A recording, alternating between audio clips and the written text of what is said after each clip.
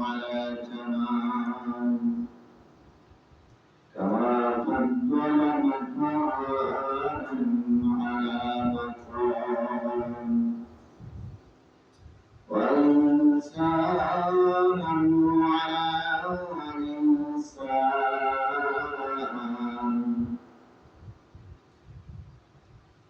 ونشهد أن لا إله إلا الله وحده لا شريك له ونشهد أن سيدنا وحبيبنا وحبيب ربنا وحبيبنا وطبيب قلوبنا ومولانا محمد ومولانا محمدا عبده ورسوله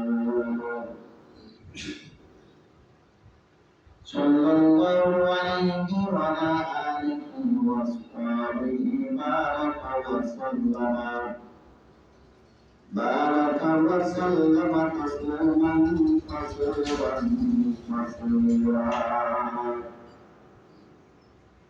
أما بعد فأعوذ بالله من الشيطان الرجيم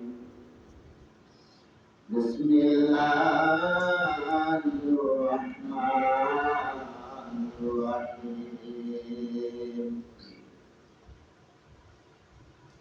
وجاهدوا في الله حق جهاده هو اجتباكم وما جعل عليكم في الدين من حرج ملة أبيكم إبراهيم وسماكم المسلمين من قبل وفي هذا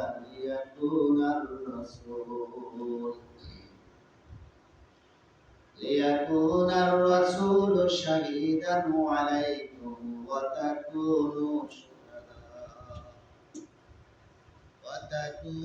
شهداء على الناس فيقيموا الصلاة وآتوا الزكاة واعتصموا بالله ومولاكم فنعم المولى ونعم النصير إن الله وملائكته يصلون على النبي يا أيها الذين آمنوا صلوا عليه وسلموا تسليما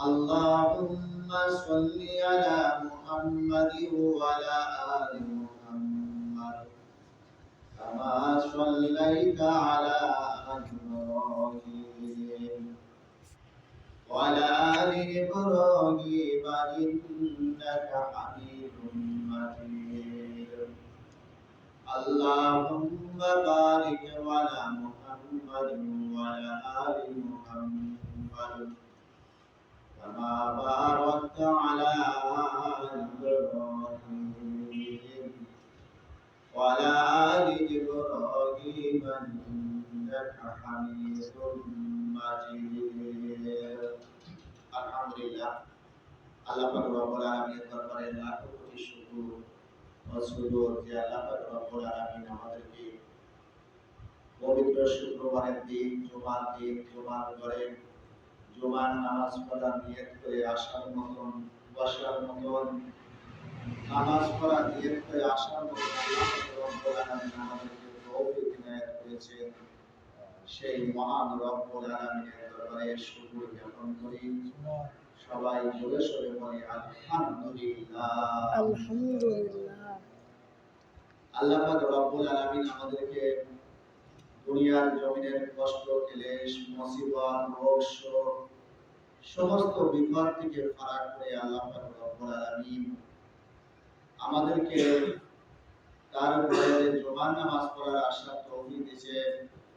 আল্লাহ পাক রব্বুল আলামিন আমাদেরকে অসুখ বিসুখ দিয়ে আমাদেরকে ঘরে ফেরায় রাখতে পারতেন, আমাদেরকে যে কোনো মুসিবত দিয়ে আমাদেরকে পবিত্র জুমার সালাত থেকে আমাদেরকে মাহরুম করতে পারতেন, আমাদেরকে আল্লাহ পাক রব্বুল আলামিন কঠিন বিমারি দিয়ে অসুখ দিয়ে আল্লাহ পাক রব্বুল আলামিন আমাদেরকে হাসপাতালে ফেলায় রাখতে পারতেন।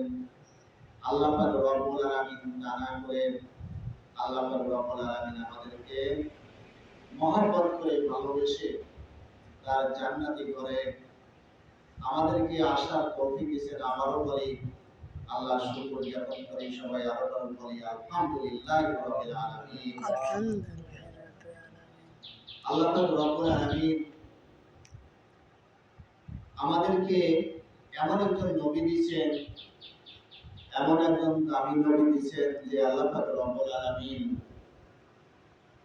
সেই নবী আমাদেরকে আল্লাহ পাক রব্বুল আলামিনের বার্তা, আল্লাহ পাক রব্বুল আলামিনের বাণী আমাদের মাঝে পৌঁছায় দিয়ে আমাদেরকে জান্নাতে যাওয়ার রাস্তা, সঠিক পথ, সঠিক রাস্তা আমাদেরকে বাতলায় দিয়েছেন।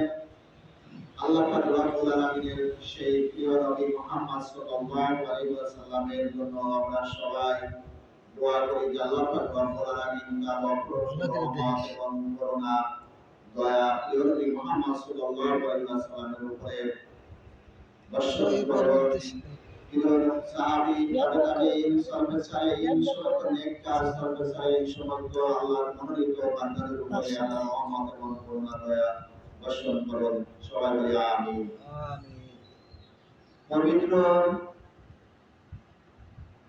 শাওয়াল মাস, এই মাস আল্লাহ পাক রব্বুল আলামিন রমজানের পরে শাওয়াল মাস, শাওয়াল মাসে বেশ কিছু আমল রয়েছে যে আল্লাহ পাক রব্বুল আলামিন বলেন যে শাওয়াল, জিলকদ এবং জিলহজ তিনটি মাসই আল্লাহ পাক রব্বুল আলামিনের হজের মৌসুম, হজের মাস।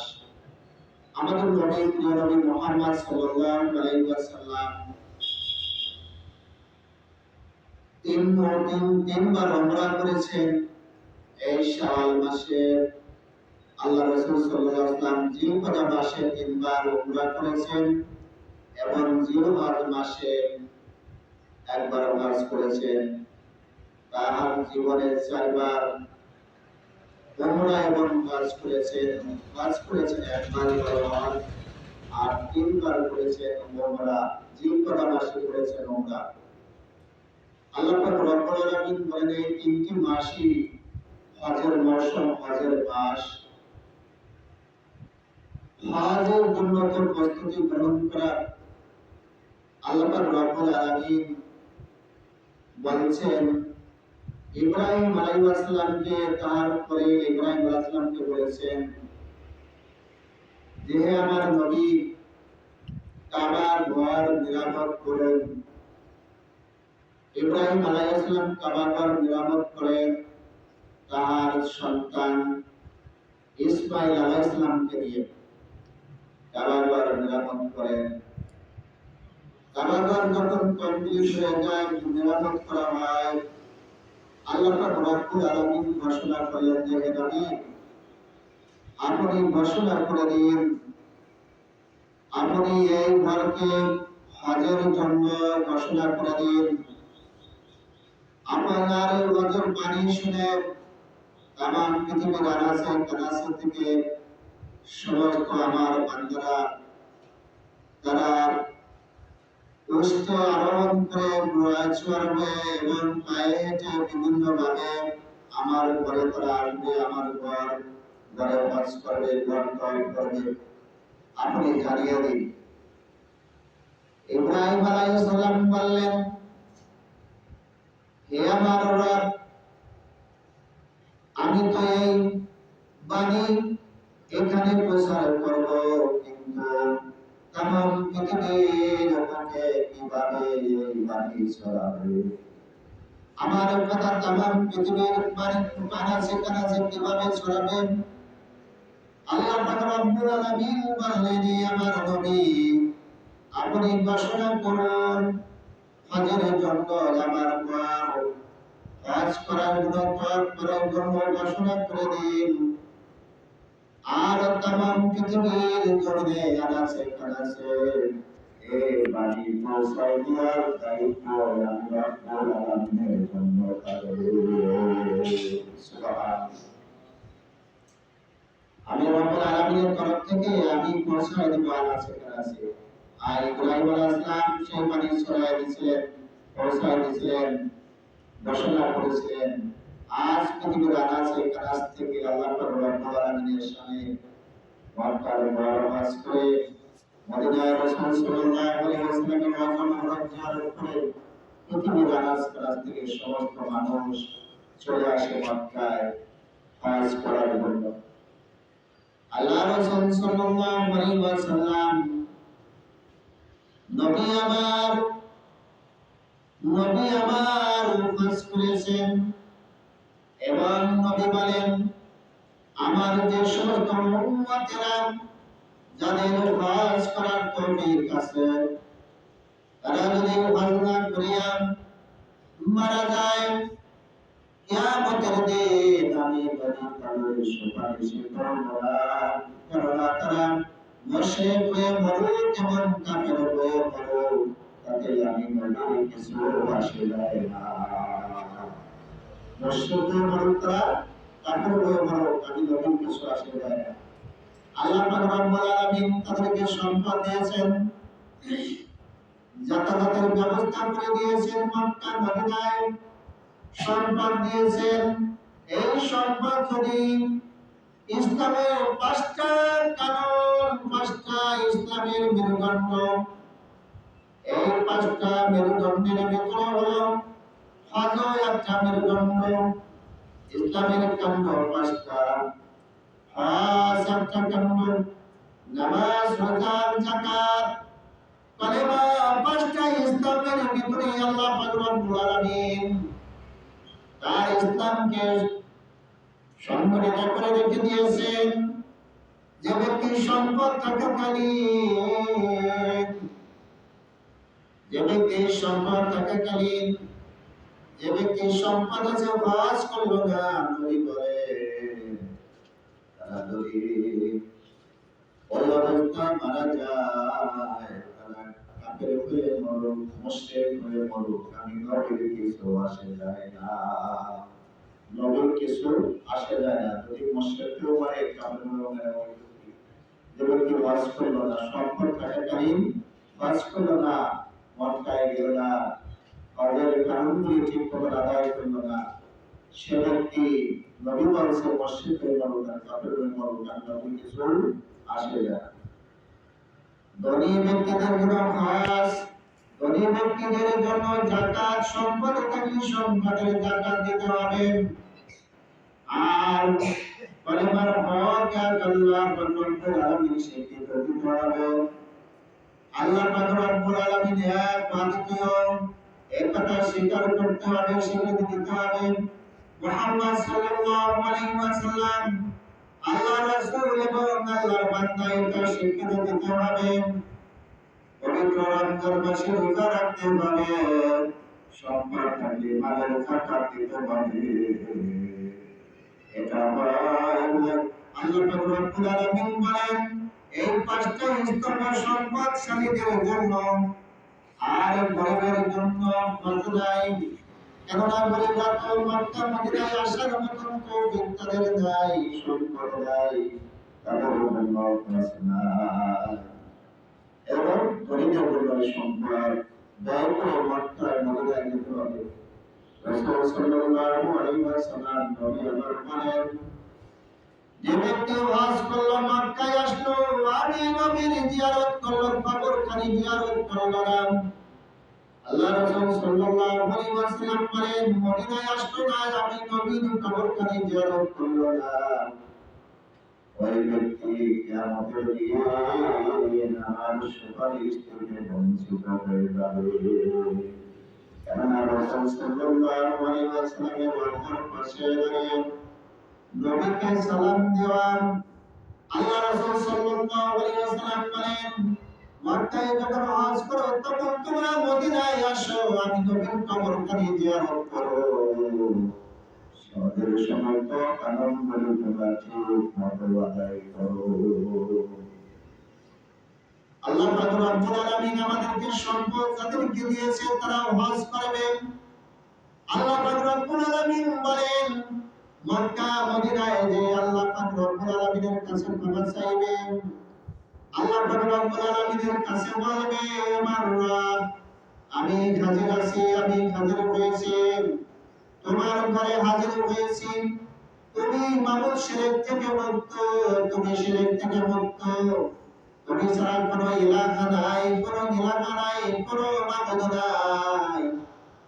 এমন বাক্য মদিনায় মক্কায় যে ব্যক্তি তিলাওয়াত করে, বলে, স্বীকৃতি দেয়, আল্লাহ পাক রব্বুল আলামিন বলে, ওই ব্যক্তি ওয়াজ করে যখন সে দেশে প্রত্যাবর্তন করে ঘরে ফিরে যায়, এর মধ্যে পথে কোনো জায়গা কোনো গজল করে না, কাঁথায় খালি যায় না, ওই ব্যক্তি এমন ভাবে ওয়াজ করলো কেমন যেন তার গুনাহগুলি এমন ভাবে ক্ষমা করে দেওয়া হয়, এমন যেন এই মাত্র তার মা তাকে প্রসব করেছে, এই মাত্র প্রসব করেছে সন্তান, যে সন্তান এই মাত্র প্রসব করেছে, যে সন্তান এই মাত্র প্রসব করলো তার তো কোনো গুনাহ নাই। তাই নবী বলেন, সে কেমন করে এই মাত্র প্রসব করলো তার মাতাকে, এমন ভাবে গুনাহ থেকে সে মুক্ত হয়ে যায়। আল্লাহ পাক রব্বুল আলামিন বলেন, দোয়া করে বান্দা আমার জন্য আল্লাহ তাকে ক্ষমা করে দেন, গুনাহ মুক্ত করে তাকে বাড়ি ফিরিয়ে দেন। আমরা যখন মসজিদে ঢুকি, মসজিদে যখন আসি সালাত আদায় করার জন্য, আল্লাহ পাক রব্বুল আলামিনের কাছে বলি, আল্লাহুম্মা আফতাহলি আবওয়াবা রাহমাতিক, হে আমার রব মাবুদ, তুমি তোমার রহমতের চাদর দিয়ে আমাকে ঢেকে দাও। আল্লাহ পাক রব্বুল আলামিনের বান্দা মসজিদে যখন আসে তখন কোনো গালি গালাজ ফাসিক কথা বলে না, দুনিয়াবি কথা আলোচনা করে না, সে শুধু আল্লাহর স্মরণে তাকে মসজিদে আর সালাত আদায় করে, ওই ব্যক্তিকে আল্লাহ পাক রব্বুল আলামিনের রহমতের চাদর দিয়ে ঢেকে দেওয়া হয়। এরপর যখন বান্দা যখন ঘর থেকে বের হয়ে যায়, আল্লাহুম্মা ইন্নী আসআলুকা রিজকান মিন ফাদলিক, এমন কথা বলিয়া যখন বের হয়, আল্লাহ পাক রব্বুল আলামিন ফেরেশতাদেরকে বলেন, ফেরেশতারা আমার বান্দা আমার সালাত আদায় করার পর সে জমিনে বের হয়েছে, আমার বান্দাকে জমিনের সব কাজের বরকত আমার বান্দাকে দিয়ে দাও। সুবহানাল্লাহ। সব কাজের বরকত, যে কাজে সে করে সে কাজের বরকত আমি দিয়ে দাও, দান করে দাও। আল্লাহ পাক রব্বুল আলামিন আমাদেরকে এমন একটা সূরা দিয়েছেন কোরআনের ভিতরে, আল্লাহ পাক রব্বুল আলামিন বলেন, বান্দা তুমি এমন ভাবে আমার কাছে দোয়া চাও, দোয়া করো, আলহামদুলিল্লাহি রাব্বিল আলামিন, সমস্ত প্রশংসা আল্লাহ তোমার জন্য, আর রহমানির রহিম, তুমি বড় দয়ালু, বড় মেহেরবান, মালিক ইয়াউমিদ্দিন, তুমি তো বিচার দিনের মালিক, বিচার দিনের কর্তা, বিচার দিনের কর্তা একমাত্র আল্লাহ তুমি।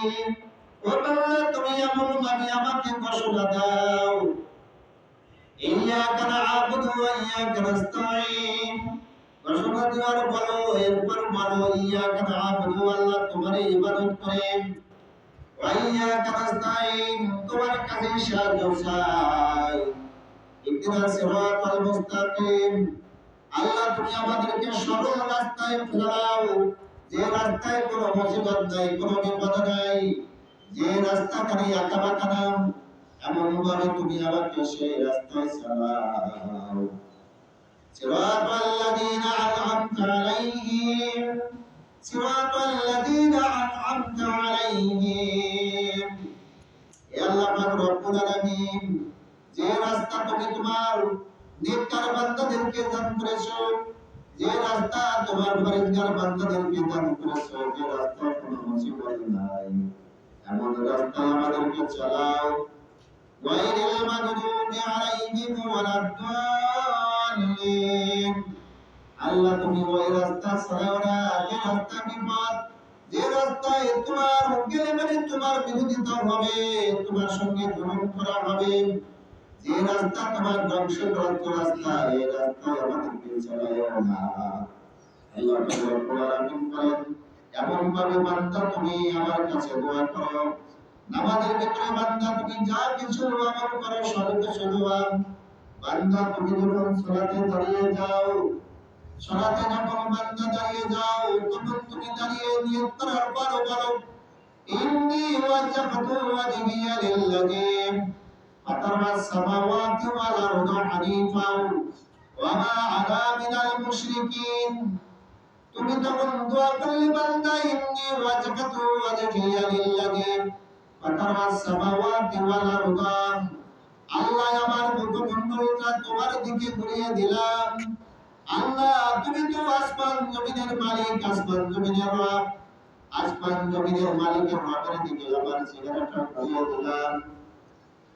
আল্লাহ পাক রব্বুল আলামিন বলেন, বান্দা তুমি এমন ভাবে যখন দাঁড়িয়ে যাও, আমি রব্বুল আলামিন তোমার কথা শুনিয়া বড় খুশি হই। এরপর বান্দা তুমি যখন সালাম করো, সুবহানাকাল্লাহুম্মা ওয়া বিহামদিকা ওয়া তাবারাকা ইসমুকা তাআলা জাদ্দুকা ওয়া লা ইলাহা গায়রুক, তুমি আমার কাছে বান্দা অনুমতি দিলাম আমার ইবাদত বندگی করার জন্য, আমার ভুল তোমার ভুল ত্রুটি করার জন্য আমার কাছে অনুমতি চাইলাম। আল্লাহুম্মা বাইদ বাইনি ওয়া বাইনা খাতায়া কামা বাদতা বাইনাল মাশরিক ওয়াল মাগরিব। এরপর যদি তুমি এই সালাতটাও পড়ো, বান্দা এই সালাত যদি পড়ো বান্দা, এরপর বান্দা বলছে, আল্লাহ রাব্বুল আলামিন বলছেন, ও বান্দা এই সালাত যখন তুমি বলো, এই সালাতের ভিতরে আছে তুমি বান্দা আল্লাহর কাছে বলতেছো, আল্লাহ রাব্বুল আলামিন তুমি আমার গুনাহ ক্ষমা করো। আমার গুনাহ যদি সমুদ্রের পরিমাণ হয়, এক প্রান্ত থেকে যদি পৃথিবীর আরেক প্রান্ত হয়, তুমি আমার গুনাহকে বরফের তুষার পানি দিয়ে ধুয়ে মুছে সাফ করে দাও।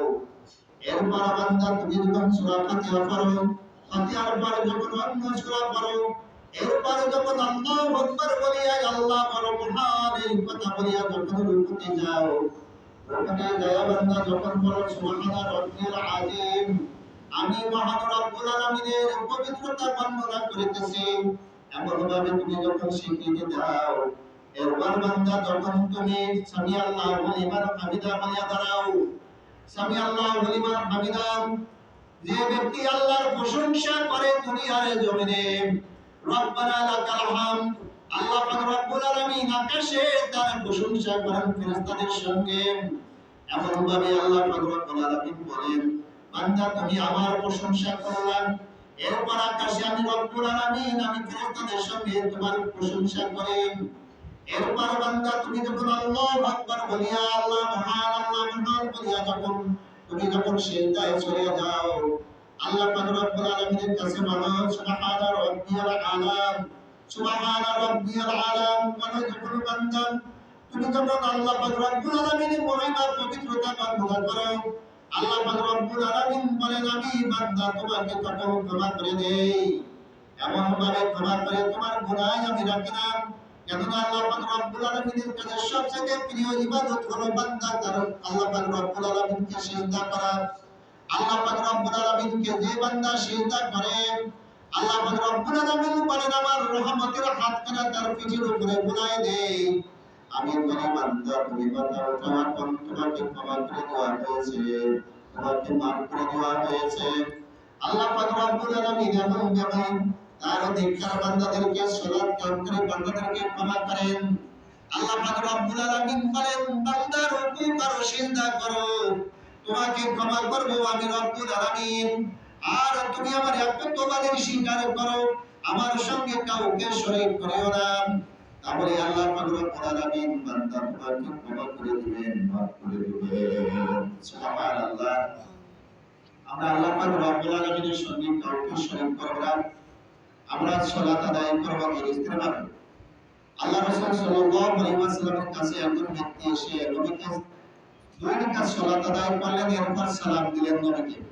নবী সালামের জবাব দিলেন আর বললেন, তোমার সালাত হয় নাই, আবার পড়ো। আবার সালাম দিলেন, আবার সালাত আদায় করলেন, আবার বলেন তোমার সালাত মানে আবার আমল করো, আবার সালাত আদায় করলেন, এরপর নবীকে সালাম দিলেন, নবী বললেন তোমার সালাত হয় নাই, এরপর আবার সালাত আদায় করলেন, তিনবার আদায় করার পরে আবার সালাম দিয়েছে, আবার নবীর উপর আবার সালাত আদায় করলেন। চতুর্থবারে বলতেছে হুজুর এর সাথে ভালো সালাত আমার জানা নাই, কিভাবে সালাত আদায় করতে হবে আমার জানা নাই। আল্লাহ রাসূল সাল্লাল্লাহু আলাইহি ওয়াসাল্লাম বললেন রুকু করো, দাঁড়িয়ে থাকো, সিজদা করো, রুকু করো, যতক্ষণ তুমি দাঁড়িয়ে থাকবে রুকুতে থাকবে ততক্ষণ, যতক্ষণ রুকু থেকে উঠবা দাঁড়িয়ে থাকবা, রুকুতে ছিলা যতক্ষণ, এরপর সিজদায় যাবা, সিজদা থেকে মাথা উঠায়া বসবা, বসবা ততক্ষণ, রুকুতে ছিলা যতক্ষণ, সিজদায় ছিলা যতক্ষণ, আবার বসবা ততক্ষণ, এরপর আবার সিজদায় যাবা, দুটি সিজদা কমপ্লিট হয়ে গেছে, এরপর তুমি সাথে সাথে উঠো না। আল্লাহ রাসূল সাল্লাল্লাহু আলাইহি ওয়াসাল্লাম বলেন দুই সিজদার পর নবী আমার স্বস্তি বৈঠক করতেন, বসতেন, বসার পরে তারপরে আবার উঠতেন। এমন ভাবে সালাত আদায় করো, নবী আমার দেখাই দিলেন তাকে সালাত, এমন ভাবে সালাত আদায় করবো, রুকু করবো দেরি করিয়া, দাঁড়ায় থাকবো, রুকুতে ছিলাম যতক্ষণ, এরপর আবার সিজদা করবো, সিজদা ছিলাম যতক্ষণ, বসে থাকবো ততক্ষণ, তাশাহুদ পড়ার সময় তাশাহুদ পড়বো, দুরূদ শরীফ পড়বো, দোয়া মাসরা পড়বো, পিতামাতার জন্য দোয়া করবো, কেননা ওই সময় দোয়া কবুল হয়। তাশাহুদের ভিতরে অনেক কিছু নবীজি পড়তেন, এই ধরনের তাশাহুদ পড়ার পর দুরূদ শরীফ পড়তেন, দুরূদ শরীফ পড়ার পর আরেকটা দোয়া পড়তেন, আল্লাহুম্মা বাইনি ওয়া বাইনা খাতায়া কামা বা'আতা বাইনাল মাশরিক ওয়াল মাগরিব, দোয়া পড়তেন নবীজি। আল্লাহুম্মা ইন্নী আউযু বিকা মিন আযাবিল কবরি ওয়া মিন আযাবি জাহান্নাম ওয়া মিন ফিতনাতিল মাহিয়া ওয়া মিন ফিতনাতিল মাহিয়া ওয়া মামাতি ওয়া মিন শাররি ফিতনাতিল মাসিহিদ দাজ্জাল। এটা তাশাহুদ পড়ার পরে নবীজি পড়তেন, এরপর দুরূদ পড়তেন, এরপর দোয়া মাসুরা পড়তেন, এরপর রব্বির হামহুমা কামা রাব্বায়ানি সগরা, এরকম দোয়া পড়তেন, এরপর সালাম দিতেন। নামাজের ভিতরে তাড়াহুড়া কিসের জন্য? দুই রাকাত নামাজ হয় না, আর 4 রাকাত 8 রাকাত নামাজ পড়ে বের হয়ে চলে যায়, কিসের নামাজ? কিসের নামাজ পড়ছে সে? কি নামাজ পড়লো?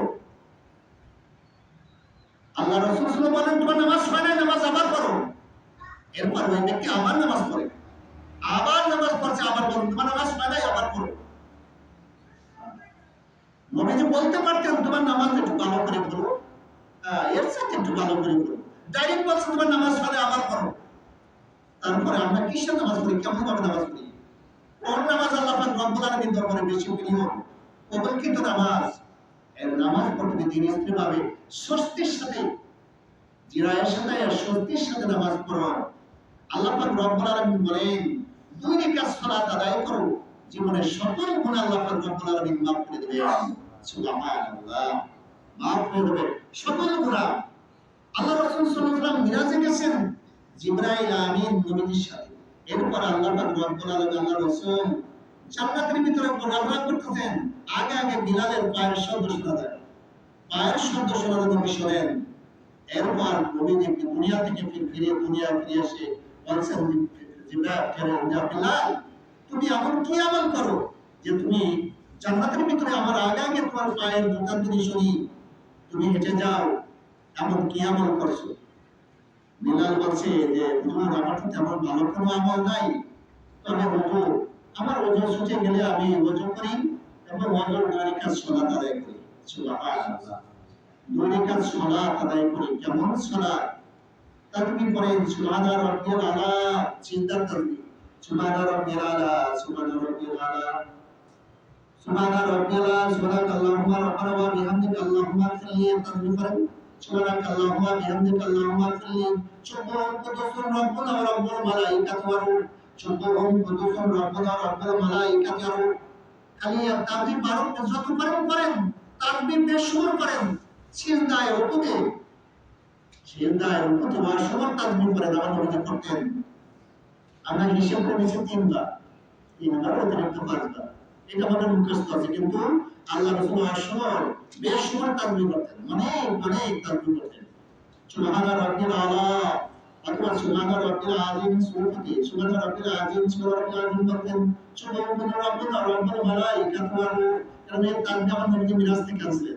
যখন নবীজি মিরাজে যখন প্রথম আসমানে দ্বিতীয় আসমানে ওঠেন তখন একটা ফেরেশতা দেখতে পান। ওই ফেরেশতাটা মরক আকৃতির ফেরেশতা। তো জিবরাইল এই ফেরেশতা কি? মরকের মতন দেখা যায়। ওই যে হুজুরে এই ফেরেশতা যখন নামাজের সময় হয় তখন বলে সুবহান কুদ্দুসুর রাব্বুনা রাব্বুল মালাইকাতি ওয়ার রূহ। নবীদের এই তাকবীরটা ভারী পছন্দ হয়েছে। আয়েশা তার উম্মতের জন্য এই তাকবীর নিয়ে দিয়েছে। এই তাকবীর আমি আমার উম্মতের জন্য রইল। কত সুন্দর তাকবীর। সুবহান কুদ্দুসুর রাব্বুনা রাব্বুল মালাইকাতি ওয়ার রূহ। ওই ফেরেশতা এমন ভাবে যখন নামাজের সময় বলে দুনিয়ার সমস্ত বড়গুলি শুনতে পায়, দুনিয়ার সমস্ত বড়গুলি শুনিয়া তখন নামাজের সময় বলে সুবহান কুদ্দুসুর রাব্বুনা রাব্বুল মালাইকাতি ওয়ার রূহ। তারাও বলা শুরু করে দেয়। আমরা বলি যে আমরা পরে মুখে আমরা শুনি যে কুকুরে কুকুর এরকম ভাবে সুন্দর শুনি, অথচ মরদে বলতে সুবহান কুদ্দুসুর রাব্বুনা রাব্বুল মালাইকাতি ওয়ার রূহ। আল্লাহ পাক রব্বুল আলামিন আমাদেরকে নামাজের স্বস্তির সাথে নামাজ পড়ার তৌফিক দান করেন। আল্লাহ পাক রব্বুল আলামিন আমাদেরকে আল্লাহ রাসূল সাল্লাল্লাহু আলাইহি ওয়াসাল্লামের নামাজ পড়ার মতো নামাজ পড়ার তৌফিক দান করেন। আল্লাহ পাক রব্বুল আলামিন নবীজি বললেন বলেছেন সাল্লু কামা রাআইতুমুনি উসাল্লি। আমি যেভাবে নামাজ পড়ি তদ্রূপ তোমরা সেইভাবে নামাজ পড়ো। নামাজের ভিতরে ছাড় দিও না। নবী বলছে আমি যেভাবে নামাজ পড়ি সেইভাবে তোমরা নামাজ পড়ো এবং তোমাদের বাড়িতে তালিম করো। তোমাদের বাড়িতে বিবি বাচ্চা আছে তাদের উপর সেইভাবে নামাজ পড়ার তৌফিক তাদের তালিম করো। তাহলে এইভাবে নামাজ পড়াও। কেবল নবী কেবল বলছেন সাল্লু কামা রাআইতুমুনি উসাল্লি। আমি যেভাবে নামাজ পড়ি তোমরা সেইভাবে নামাজ পড়ো। নবী বলছে খালি বিচারা করো, পিছিয়ে ওইভাবে না, নাকি পিছিয়ে কথা বলছে ওইভাবে পিছিয়ে না, খালি বিচারা। নবীজি বলছে আল্লাহ পাক যেভাবে নামাজ শিক্ষা দিয়েছেন জিবরাইলের মাধ্যমে খানায়ে কাবার কাছে জিবরাইল আসিয়া নবীজিকে 2 দিন ব্যাপী নামাজ ট্রেনিং দিয়েছে। এই জন্য নবীজি যে নামাজ শিক্ষা দিয়েছে এটা আমাদের উম্মতের জন্য, এইটা নবী আমলি করবেন এবং আমাদের উম্মতের জন্য, আমরা মুমিন পুরুষ এবং মুমিনা নারীর জন্য এই নামাজের ভিতরে কোনো পার্থক্য নাই। নারীরা একরকম পুরুষরা একরকম, এই ভাগ করে দিয়েছি। নামাজের মধ্যে একটু কম বেশি নাই। নারীরাও যে নামাজ পড়বি পুরুষরাও সেই নামাজ পড়বি। নামাজের মধ্যে কোনো রকম বিভক্ত নাই। এক নামাজ সমস্ত মুমিন পুরুষ মুমিন নারীর জন্য। আল্লাহ পাক রব্বুল আলামিন এটা আমরা বাড়িতে তালিম করব, বাড়িতে তাদেরকে নামাজ শিক্ষা দেবো। আমরা যেভাবে শুনবো এবং যেভাবে হাদিস কোরআনে পাবো সেইভাবে নামাজের তালিম তাদেরকে আমরা দেবো। আল্লাহ পাক রব্বুল আলামিন আমাদেরকে আল্লাহ রাসূল সাল্লাল্লাহু আলাইহি ওয়াসাল্লামের সঠিক নামাজ আমাদেরকে পড়ার তৌফিক দান করেন। আমিন ওয়া আলহামদুলিল্লাহ।